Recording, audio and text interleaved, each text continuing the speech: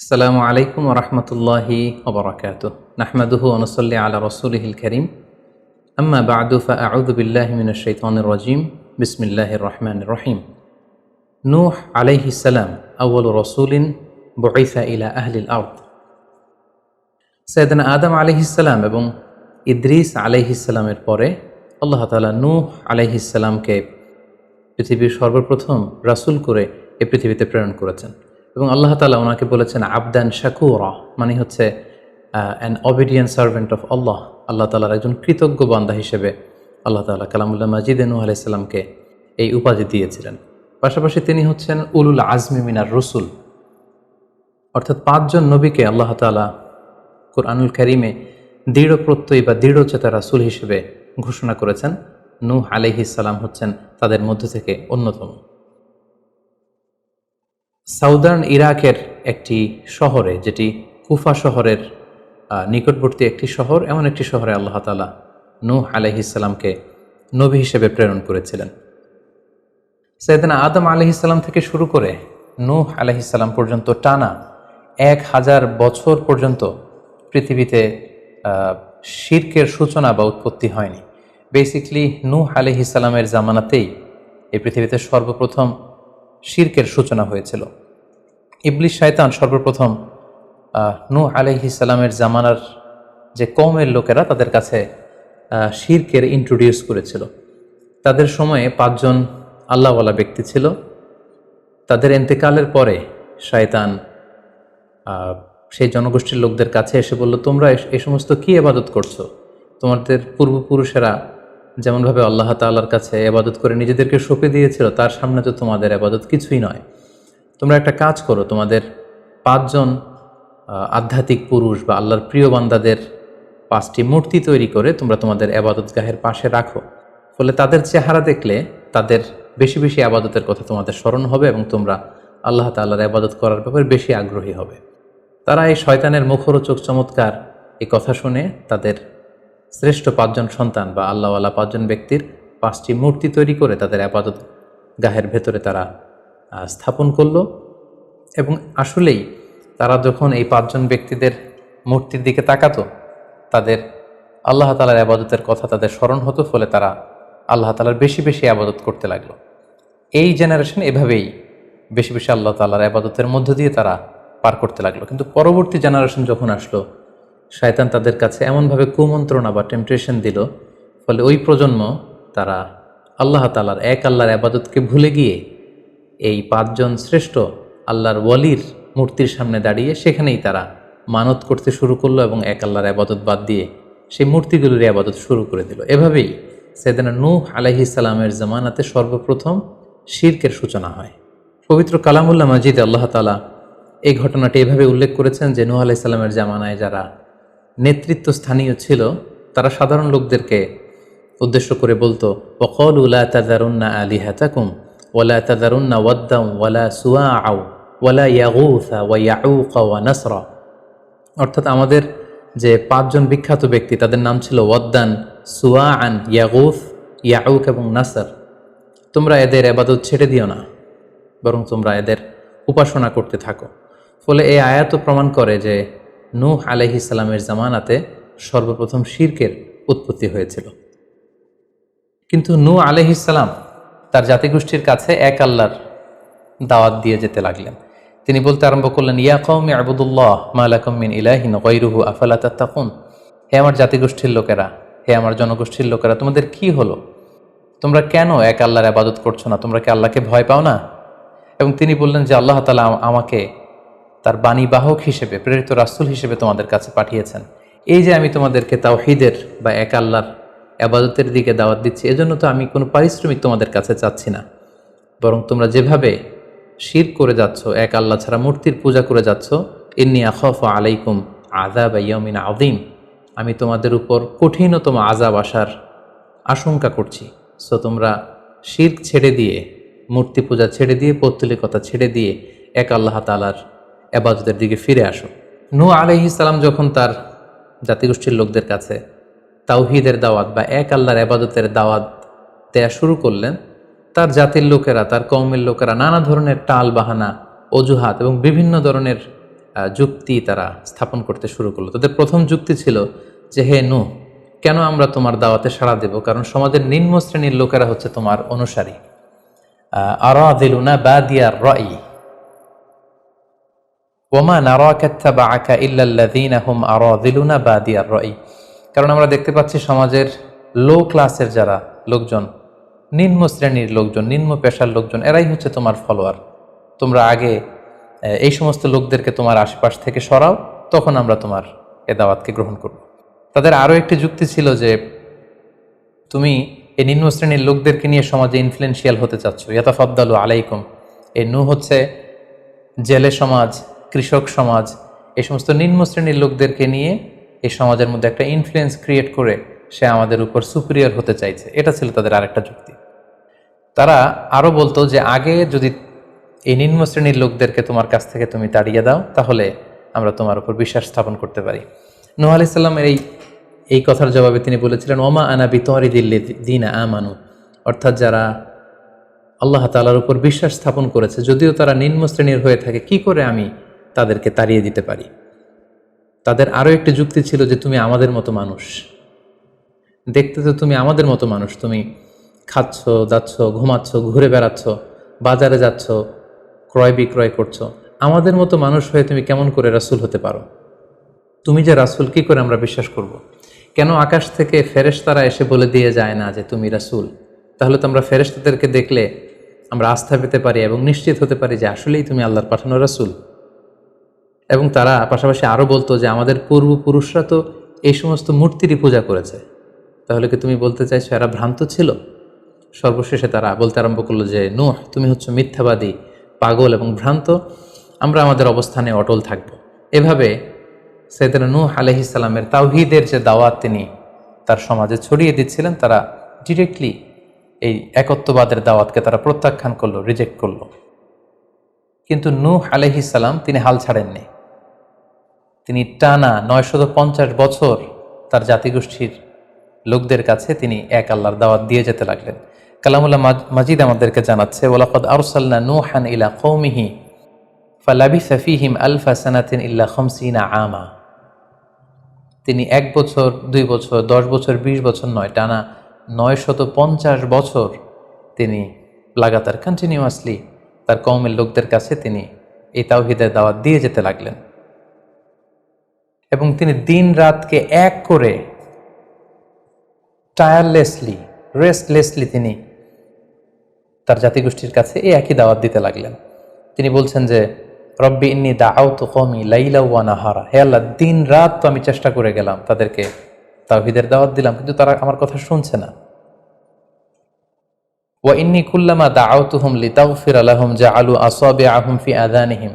এর মানে হচ্ছে, আল্লাহ, আমি যখনই তাদেরকে দাওয়াত দিতাম, তারা তাদের আঙ্গুলগুলো তাদের কানের ভেতরে ঢুকিয়ে রাখতো, যাতে করে আমার তাওহীদের কথা তাদের শুনতে না হয়। এবং ওয়াস্তাগশাউ সিয়াবাহুম ওয়া আসররু ওয়াস্তাকবারু ইস্তিকবারা, তারা আমাকে দেখলেই চাদর দিয়ে তাদের মুখ পেঁচিয়ে রাখতো, যাতে করে আমার কথাগুলো তারা শুনতে না পায়। সুম্মা ইন্নী দাআউতুহুম জিহারা। আমি, নূহ আলাইহিস সালাম বললেন, আল্লাহ, আমি দাওয়াতি কাজ করার কোনো মাধ্যমই তো বাকি রাখিনি। আমি প্রথমে পার্সন টু পার্সন আমি প্রাইভেটলি দাওয়াত দিতাম। এটা যখন তারা অস্বীকার করলো, আমি তখন পাবলিক দাওয়াত দেওয়া শুরু করলাম।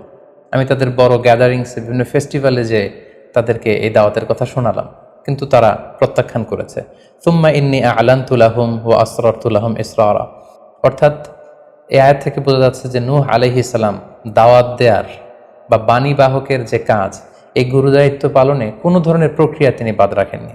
তিনি দিনে রাতে, তিনি প্রাইভেটলি, তিনি পাবলিকলি, তিনি উৎসাহ প্রদানের মাধ্যমে, জান্নাতের সুসংবাদ দেওয়ার মাধ্যমে, কিংবা জাহান্নামের ভয় দেখানোর মাধ্যমে নানাভাবে তার জাতিগোষ্ঠীর কাছে আখিরাতের কথা, আখিরাতে আল্লাহ তাআলার সুপ্রিম কোর্টের কাঠগড়ায় দাঁড়িয়ে জবাবদিহিতার কথা, এক আল্লাহর একত্ববাদের কথা, এই দাওয়াতগুলো তিনি দিয়ে গিয়েছেন। কিন্তু অধিকাংশ ক্ষেত্রেই এবং অধিকাংশ লোকগুলোই নূহ আলাইহিস সালামের এই তাওহীদের দাওয়াতকে প্রত্যাখ্যান করেছিল এবং রিজেক্ট করেছিল। এভাবে নূহ আলাইহিস সালাম যখন দাওয়াত দিয়ে যেতে লাগলেন, তার কওমের লোকদের মধ্যে থেকে ফাইনাল যে রেসপন্সটি এসেছিল সেটি হচ্ছে, ক্বালু লা ইন লাম তানতাহি ইয়া নূহ লা তাকুনান্না মিনাল মারজুমিন। হে নূহ, অনেক হয়েছে, এবার তুমি থামো, তুমি যদি এই দাওয়াত দেয়া বন্ধ না করো তাহলে আমরা তোমাকে স্টোনিং করে, পাথর মেরে, প্রস্তর নিক্ষেপ করে দুনিয়া থেকে বিদায় করে দিব। এবং তারা এও বলল যে ক্বালু ইয়া নূহ ক্বাদ জাদালতানা ফাআকসারতা জিদালানা, অনেক হয়েছে, তুমি অনেক আর্গুমেন্ট আমাদের সাথে দিয়েছো, অনেক তর্ক বিতর্ক তোমার সাথে হয়েছে, এবার থামো। ফাআতিনা বিমা তাইদুনা ইন কুনতা মিনাস সাদিকিন, তুমি যে আযাবের ভয় দেখাচ্ছ পারলে সেটা দেখাও। তুমি আমাদেরকে বলছো যে আমরা যদি এক আল্লাহর ইবাদত না করি, আমরা যদি পৌত্তলিকতা না ছাড়ি, তাহলে আল্লাহ তাআলা আযাব দিয়ে আমাদেরকে ধ্বংস করে দিবে। পারলে সেই ধ্বংসলীলা তুমি আমাদের সামনে নিয়ে আসো, পারলে সেই শাস্তি দেখাও, তুমি যদি সত্যবাদী হয়ে থাকো।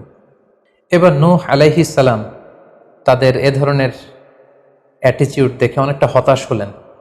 তিনি তাদের কাছে কোনো প্রতিদান চাইছেন না, তাদের কল্যাণের জন্যই, তাদেরকে জাহান্নামের আগুন থেকে বাঁচার জন্যই তিনি 950 বছর ডেডিকেট করে দিলেন তাদের দাওয়াতি কাজে। কিন্তু তারা যখন দাওয়াতি কাজে সাড়া দিচ্ছে না, অবশেষে হতাশ হয়ে নূহ আলাইহিস সালাম আল্লাহকে দোয়া করলেন, আল্লাহ ফাফতাহ বাইনি ওয়া বাইনাহুম ফাতহান, আমি আর পারছি না, আপনি এবার এসপার ওসপার করে দিন, আপনি একটা ফায়সালা করে দিন। অবশেষে তিনি বদদোয়া করে বসলেন, তাদের উপর অভিশাপ দিয়ে ফেললেন, কার্ডস করে বসলেন। তিনি বললেন, রাব্বি লা তাযার আলাল আরদি মিনাল কাফিরিনা দাইয়ারা, হে আল্লাহ আপনি এমন আযাব পাঠান, আযাব দিয়ে আপনি কাফিরদের আন্ডা বাচ্চা কাউকে আপনি অবশিষ্ট রাখবেন না, পুরো কাফির সমাজ, মুশরিক সমাজকে আপনি আযাব দিয়ে ধ্বংস করে দেন। যদি আপনি তাদেরকে বাঁচিয়ে রাখেন তাহলে তারা বিশ্বাসীদেরকেও সংক্রামিত করবে এবং তাদের অনাগত প্রজন্ম তারা পাপাচারী হয়ে এই পৃথিবীতে তারা ফাসাদ সৃষ্টি করবে। নূহ আলাইহিস সালাম যখন এরকম বদদোয়া করলেন, আল্লাহ তাআলা নূহ আলাইহিস সালামের এই অভিশাপ বা বদদোয়াকে কবুল করলেন এবং তিনি নূহ আলাইহিস সালামকে জানিয়ে দিলেন, নূহ তোমার কথা মতো আমি এবার এটার একটা শেষ দেখে ছাড়বো এবং আমি পৃথিবীতে আযাব পাঠাবো। সে আযাবটি হচ্ছে ভয়ঙ্কর ধরনের বন্যা হয়ে যাবে গোটা পৃথিবীতে, মহাপ্লাবন ঘটবে। সো সে প্লাবন থেকে বাঁচার জন্য ওয়াসনাইল ফুলকা বিআইউনিনা ওয়া ওয়াহিনা, অর্থাৎ হে নূহ তুমি আমার গাইডেন্স বা আমার পাঠানো দিক নির্দেশনা অনুযায়ী তুমি বিশাল একটি নৌকা বানাও বা কিস্তি বানাও বা বিশাল একটি জলতরী বা নৌযান বানাও, যাতে করে এই মহাপ্লাবন থেকে বাঁচার জন্য তুমি বিশ্বাসীদেরকে নিয়ে এই নৌযানে, এই কিস্তিতে, জাহাজে বা এই জলতরীতে, এই নৌকাতে তোমরা আশ্রয় নিতে পারো।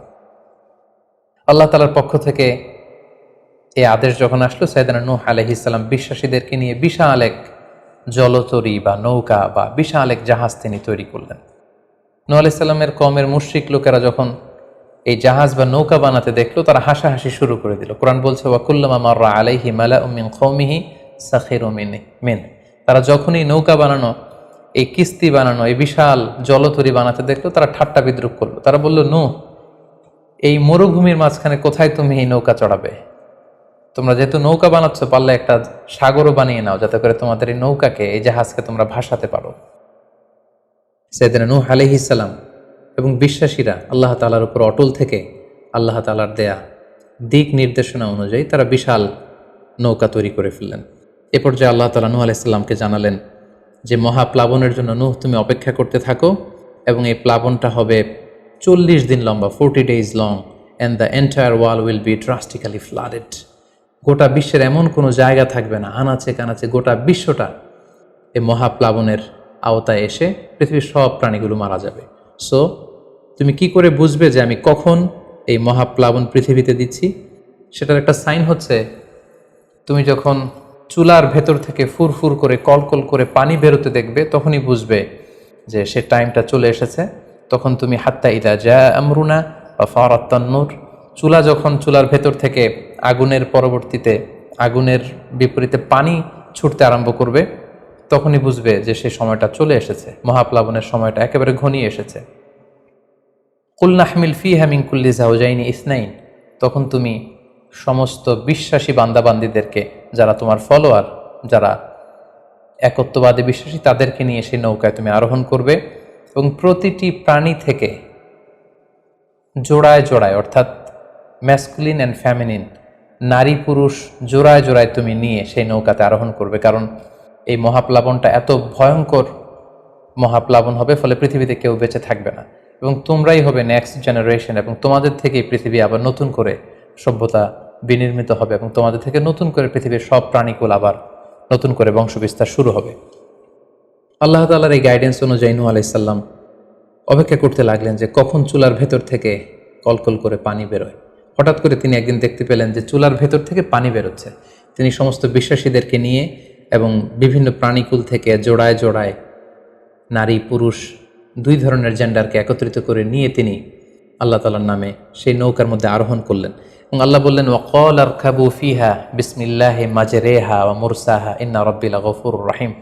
আল্লাহ বললেন, তোমরা যখন আরোহণ করবে তোমরা আল্লাহর নামে আরোহণ করবে, অর্থাৎ বিসমিল্লাহ বলে আরোহণ করবে, কারণ তোমাদের এই নৌকার এই জাহাজের গতি এবং স্থিতি এটা হবে আল্লাহর নামে। এটার সেইলিং বা অ্যাঙ্করিং, এটার পানির উপরে ভেসে চলা এবং এটার নোঙর ভিড়ানো সবটাই হবে আল্লাহ তাআলার নামে। এবং আল্লাহ তাআলার আদেশ অনুযায়ী নূহ আলাইহিস সালাম সবাইকে নিয়ে সেই নৌকায় আশ্রয় নিলেন। কোরআন আমাদেরকে জানাচ্ছে, ওহিয়া তাজরি বিহিম ফি মাউজিন কাল জিবাল, গোটা বিশ্বব্যাপী এমন ভয়ঙ্করভাবে আকাশ থেকে ঝুম বৃষ্টি নাজিল হলো, জমিন তার ভেতরে থাকা পানিগুলোকে উপরে উদ্গীরণ করে দিতে লাগলো, উপর থেকে পানি নিচ থেকে পানি, ফলে গোটা বিশ্বে এক মহাপ্লাবনের পরিস্থিতি তৈরি হলো। এবং সেই ভয়ঙ্কর প্লাবনের মধ্যে, সেই ঝড় ঝাপটার মধ্যে, সেই পানির মধ্যে নূহ আলাইহিস সালামের সেই কিস্তি বা সেই জলতরী বা সেই নৌকা ভাসতে লাগলো। কোরআন বলছে যে ফি মাউজিন কাল জিবাল, বিশাল পাহাড় সম ঢেউয়ের মধ্যে নূহ আলাইহিস সালামের তরী আল্লাহর নামে ভাসতে আরম্ভ করলো এবং আল্লাহর নামে নূহ আলাইহিস সালাম সেই তরী ভাসিয়ে দিলেন। মহাপ্লাবনের ঠিক কিছু আগে নূহ আলাইহিস সালাম ওনার ছেলে কানাআনকে আহ্বান করলেন যে, কানাআন, তুমি এই নৌকার মধ্যে আরোহণ করো। আমরা ইতিহাস থেকে আমরা জেনেছি যে নূহ আলাইহিস সালামের 4 জন সন্তান ছিল, হাম, সাম, ইয়াফাস, কানাআন। এই 4 জন সন্তানের মধ্যে 3 জন ঈমান এনেছিল, শুধু কানাআন ছাড়া। নূহ আলাইহিস সালাম কানাআনকে বললেন, কানাআন ইয়া বুনাইয়া ইরকাব মাআনা, হে আমার প্রিয় সন্তান, তুমি নৌকায় ওঠো, আল্লাহর কাছে তওবা করো। কিন্তু কানাআন নূহ আলাইহিস সালামের এই আহ্বানের প্রত্যুত্তরে তিনি বলেছিলেন, আমি নৌকায় উঠবো না, সাআওয়ি ইলা জাবালিন ইয়াসিমুনি মিনাল মা, আমি পাহাড়ের চূড়ায় যেয়ে দাঁড়াবো, পাহাড় আমাকে পানি থেকে বাঁচাবে, কারণ এই বন্যার পানি তো পাহাড় পর্যন্ত পৌঁছতে পারবে না।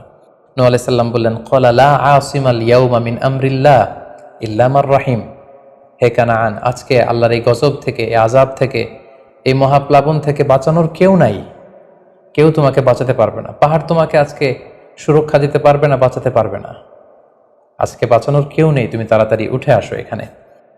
কিন্তু নূহ আলাইহিস সালামের ছেলে কানাআন অস্বীকৃতি জ্ঞাপন করলো। কোরআন বলছে, ওয়াহালা বাইনাহুমাল মাউজু ফাকানা মিনাল মুগরাকিন, বাবা আর ছেলের মধ্যে যখন এ ধরনের কথা চলছিল, হঠাৎ করে বিশাল এক সাগরের ঢেউয়ের ধাক্কা এসে নূহ আলাইহিস সালামের সন্তান কানাআনকে পানির মধ্যে ডুবিয়ে দিল। তাহলে এই আয়াত থেকে বুঝলাম কানাআন যারা ডুবে গিয়েছিল তাদের অন্তর্ভুক্ত হয়েছিল। এবং মজার ব্যাপার হচ্ছে, নূহ আলাইহিস সালামের স্ত্রীও এই মহাপ্লাবন থেকে বাঁচতে পারেনি। সেও ঈমান না আনার কারণে যারা ধ্বংস হয়েছিল, যাদের সলিল সমাধি হয়েছিল মহাপ্লাবনের পানির মধ্যে, নূহ আলাইহিস সালামের স্ত্রীও সেখানে নিহত হয়েছেন।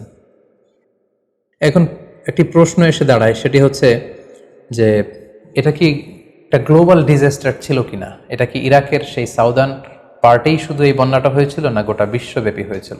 এ নিয়ে ঐতিহাসিকদের মধ্যে অনেক ধরনের মতামত পাওয়া যায়। তবে একটা বড় সংখ্যক ঐতিহাসিক মুআররিখুন তারা বলেছেন যে ইট ওয়াজ এ গ্লোবাল ডিজাস্টার। এই ফ্লাড, এই বন্যাটা ছিল গোটা বিশ্বব্যাপী। কারণ আল্লাহ তাআলা কোরআনে বলেছেন, নূহ আলাইহিস সালামের বদদুয়ার কথা বলেছেন। নূহ আলাইহিস সালাম বলেছেন যে রব্বি লা তাযার আলাল আরদি মিনাল কাফিরিনা দাইয়ারা, হে আল্লাহ, এই জমিনে একজন কাফিরকেও আপনি বাঁচিয়ে রাখবেন না। সো এই আর্থ শব্দটা প্রমাণ করে তিনি গোটা বিশ্বের দিকে ইঙ্গিত করেছেন। এবং আল্লাহ যখন জমিনকে ইঙ্গিত করেছেন, ইয়া আরদুবলাই, হে পানি তুমি নিচের দিকে চলে যাও, ফলে এই আর্থ দ্বারা বোঝা যাচ্ছে যে শুধু ইরাকের সেই সাউদার্ন ইরাকের কুফা শহরের পাশেই এই বন্যাটা লিমিটেড বা সীমিত ছিল না, বরং এই ডিজাস্টারটা ছিল একটা গ্লোবাল ডিজাস্টার। গোটা বিশ্বব্যাপী মহাপ্লাবনের পানিতে গোটা বিশ্বের সব সয়লাভ হয়ে গিয়েছিল। 40 দিন এই বন্যাটা কন্টিনিউ করেছে এবং 40 দিনের এই সময়ে মহাপ্লাবনে যত কাফির, মুশরিক এবং নূহ আলাইহিস সালামের সময়কালের যত মুশরিক এবং অবাধ্য লোকেরা ছিল, সবাইকে আল্লাহ তাআলা এই বন্যার মাধ্যমে ধ্বংস করেছেন। 40 দিন পর আল্লাহ তাআলা আদেশ করলেন, ইয়া আরদু বুলাঈ মাআকি ওয়া ইয়া সামাউ আকলিঈ, অর্থাৎ হে আকাশ, তুমি বৃষ্টি বর্ষণ করা এবার স্টপ করো, এবার বন্ধ করো। এবং জমিনকে বললেন, জমিন তুমি যে মাটির ভেতর থেকে পানি বের করছিলে, এই পানি বের করা বন্ধ করে তুমি ভূপৃষ্ঠের উপরে থাকা পানিগুলোকে গিলে ফেলো। ওয়াকিদল মা, ফলে আল্লাহ তাআলার আদেশের সাথে সাথে পানি বর্ষণ এবং পানি জমিনের ভেতর থেকে বের হয়, এটা বন্ধ হলো। ওয়াস্তাওয়াত আলাল জুদি, নূহ আলাইহিস সালামের এই বিশাল জলতরী বা কিস্তি বা নৌকা জুদি পাহাড়ে যেয়ে থামল।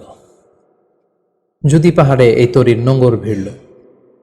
এখন জুদি পাহাড়টা কোথায়? কিছু কিছু ঐতিহাসিকরা বলেছেন যে ইরাকের মোসেল শহরে একটি বিশাল মাউন্টেন রেঞ্জ রয়েছে, সেই পাহাড়ের একটা অংশের নাম হচ্ছে জুদি পাহাড়। কোনো কোনো ঐতিহাসিকগণ বলেছেন এই জুদি পাহাড়টি আর্মেনিয়াতে অবস্থিত। অনেক ঐতিহাসিকগণ মত প্রকাশ করেছেন যে এটি ইরাকেও নয়, এটি আর্মেনিয়াতেও নয়, বরং এটি তুরস্কের একটি পাহাড়। এবং তারা বিশাল বড় একটি নৌকার খণ্ড দিয়ে ঐতিহাসিকভাবে অনেকেই প্রমাণ করতে চেয়েছেন যে নূহ আলাইহিস সালামের সেই কিস্তির কিছু অংশ আজও সেই পাহাড়ের মধ্যে রয়ে গিয়েছে। সেই জুদি পাহাড়ে যখন এই নৌকাটি ভিড়ল, আল্লাহ তাআলা তখন নূহ আলাইহিস সালামকে আদেশ করলেন, ইহবিত বিসালামিন মিন্না, তুমি এবার শান্তির সাথে সেফলি সাউন্ডলি তুমি এবার সেই জুদি পাহাড়ে তোমরা নামো। ও বারাকাতিন আলাইক, তোমাদের উপর আমার পক্ষ থেকে বারাকা ব্লেসিং থাকবে। ও আলা উম্মামিম মিম্মান মাআক, এবং তোমার সাথে যারাই আছে সবার জন্য আমার পক্ষ থেকে ব্লেসিং থাকবে। এবং এই বিশাল মহাপ্লাবন থেকে যে আমি তোমাদেরকে বাঁচিয়ে দিয়েছি, শুকরিয়া স্বরূপ তোমরা সবাই পড়ো আলহামদুলিল্লাহ। ফাকুলিল হামদুলিল্লাহ। কোরআন বলছে যে তারা সবাই আল্লাহর প্রশংসা করে সেখান থেকে নেমে আসলো। এবং নূহ আলাইহিস সালামকে আল্লাহ তাআলা শিখিয়ে দিলেন, নূহ এবার তুমি পড়ো রব্বি আনজিলনি মুনজালান মুবারাকান ওয়া আনতা খায়রুম মুনজিলিন, অর্থাৎ হে আল্লাহ আপনি এমন জায়গায় আমাদেরকে অবতরণ করুন যে জায়গাটা আমাদের জন্য কল্যাণকর, কারণ আপনিই তো উত্তম অবতরণকারী। ফলে নূহ আলাইহিস সালামের সাথে যারা ছিল বিশ্বাসীরা, তারা এবং তার সাথে প্রাণীকুলের মধ্য থেকে যারা ছিল সবাইকে নিয়ে নূহ আলাইহিস সালাম এই জমিনে বন্যা পরবর্তী মহাপ্লাবন পরবর্তী সময়ে তিনি সবাইকে নিয়ে এই জমিনের মধ্যে আবার নেমে আসলেন। ফলে ঠিক ওই সময়টাতে পৃথিবীতে আর কোনো কাফের, কোনো মুশরিক, কোনো পৌত্তলিক ছিল না, বরং তখন এটা ছিল, it was very fresh and pure monotheist generation, একত্ববাদী একটা প্রজন্ম। ফলে এখানে ঠিক ওই সময়টাতে পৃথিবীতে আর কোনো কাফির মুশরিক আর ছিল না। আমরা আমাদের আলোচনার শুরুর দিকে বলেছিলাম যে নূহ আলাইহিস সালামের 4জন ছেলে ছিল, হাম, সাম, ইয়াফাস এবং কানাআন। এবং ঐতিহাসিকভাবে এটা ঐতিহাসিক বিভিন্ন ধর্মগ্রন্থ থেকেও এটা প্রমাণিত যে এই 4 ছেলের মধ্য থেকে একজন ছেলে ছিল কানাআন, যে মহাপ্লাবনে মৃত্যুবরণ করেছে। এবং হাম, সাম এবং ইয়াফেস, তাদের মধ্য থেকেই মূলত গোটা বিশ্বে নতুন করে মানব সভ্যতার আবার সূচনা হয়েছে।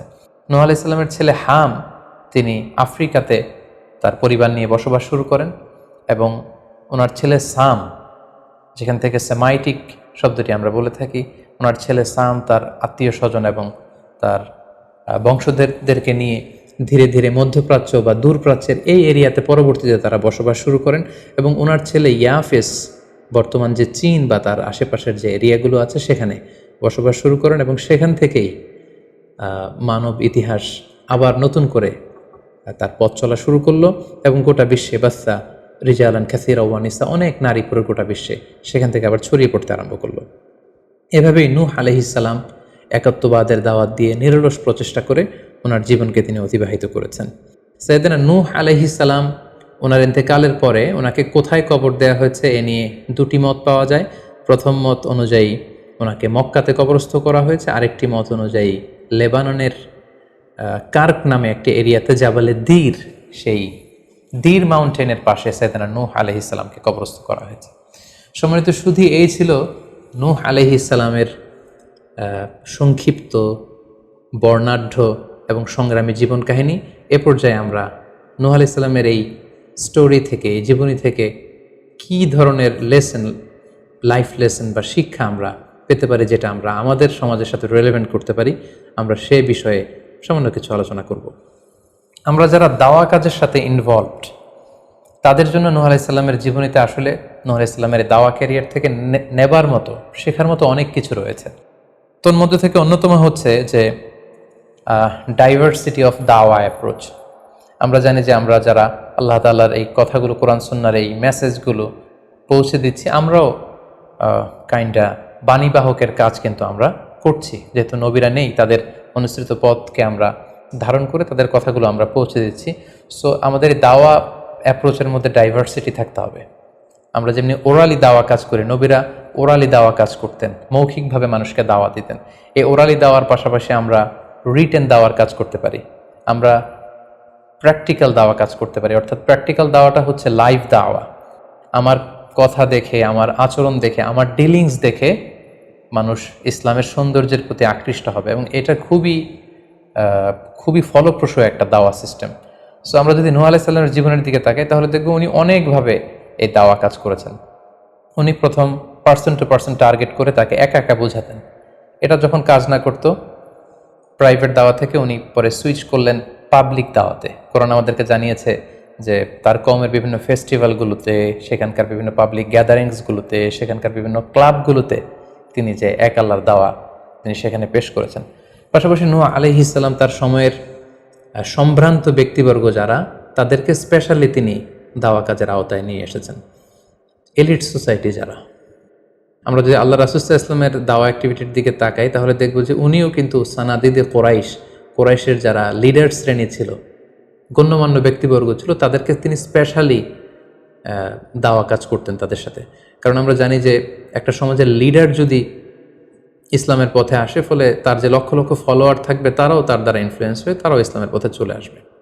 এবং আল্লাহ রাসূল সাল্লাল্লাহু আলাইহি ওয়াসাল্লামের জীবনী তো আমরা দেখেছি যে কোনো গোষ্ঠীর বা কোনো কওমের বা কোনো ট্রাইবের গোত্র প্রধান যখন কালিমা পড়ে মুসলমান হয়েছে, তার দেখা দেখি গোত্রের সকল নারী পুরুষ তারাও মুসলমান হয়ে গেছে।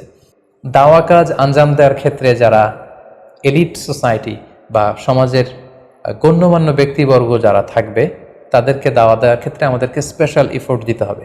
কারণ তাদেরকে যদি আমরা ইসলামের পক্ষে, সত্যের পক্ষে কনভিন্সড করতে পারি, ফলে তারা সমাজের আরও অনেক লোককে ইনফ্লুয়েন্স করে ইসলামের সুশীতল বাণীর ভেতরে নিয়ে আসতে পারবে।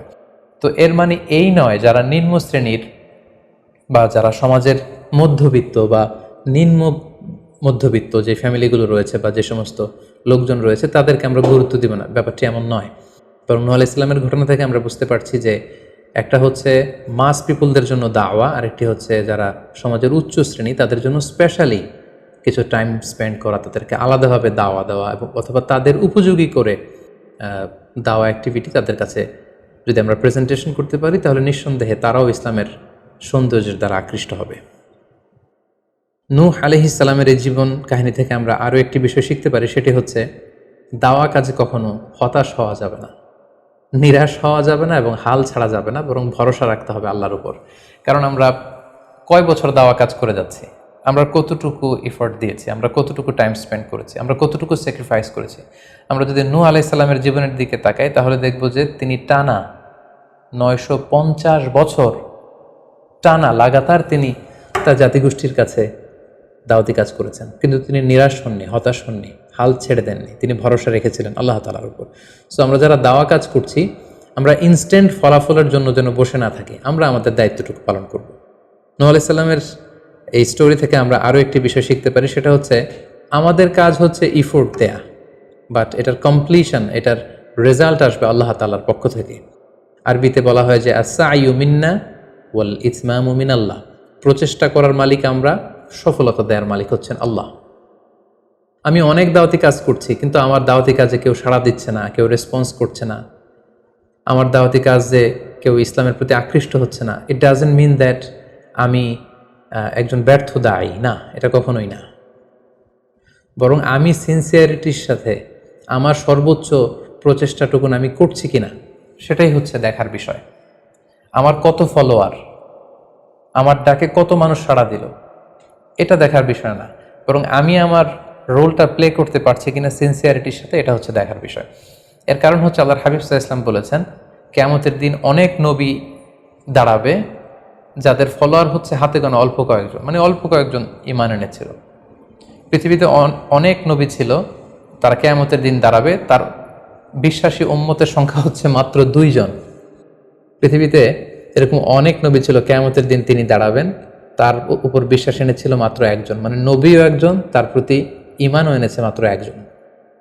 এমনও অনেক নবী কিয়ামতের দিন আল্লাহ তাআলার দরবারে দাঁড়াবে যেই নবীর কোনো ফলোয়ার নাই, যেই নবীর কোনো বিশ্বাসী উম্মত নাই, অর্থাৎ নবী শুধু একা, তার সারা জীবনের দাওয়া কাজে কেউ তার ডাকে সাড়া দেয়নি।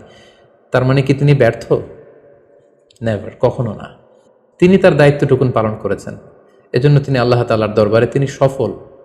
সো কে আপনার ডাকে সাড়া দিবে, কে ইসলামের পথে আসবে, এটা আমাদের দেখার বিষয় না। আমাদের দেখার বিষয় হচ্ছে আমরা আমাদের দায়িত্বটুকুন পালন করেছি কিনা, আমরা কোরআনের ইসলামের সুন্দর বিউটিফুল মেসেজগুলো আমরা পৌঁছে দিতে পেরেছি কিনা।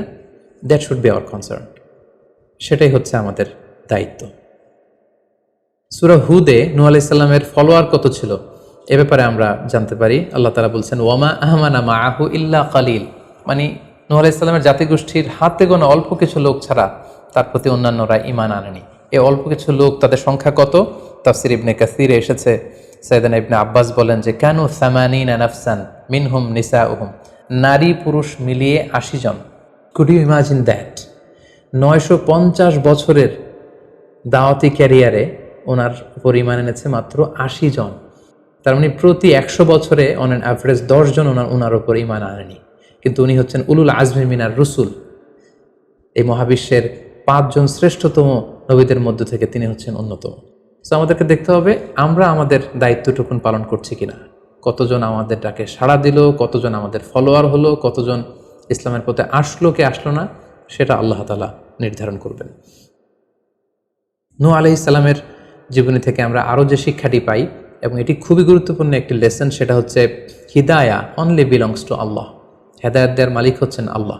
কানাআন and the wife of Nuh for example, যেমন নূহ আলাইহিস সালামের ছেলে কানাআন কিংবা তার স্ত্রী, তারা কিন্তু নূহ আলাইহিস সালামের প্রতি ঈমান আনেনি।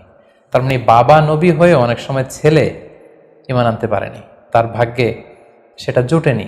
নূহ আলাইহিস সালাম নবী ছিলেন, কিন্তু তার স্ত্রী তার প্রতি ঈমান আনেনি। এজন্য আল্লাহ তাআলা বলছেন, ইন্নাকা লা তাহদি মান আহবাবতা ওয়ালাকিন্নাল্লাহা ইয়াহদি মান ইয়াশা।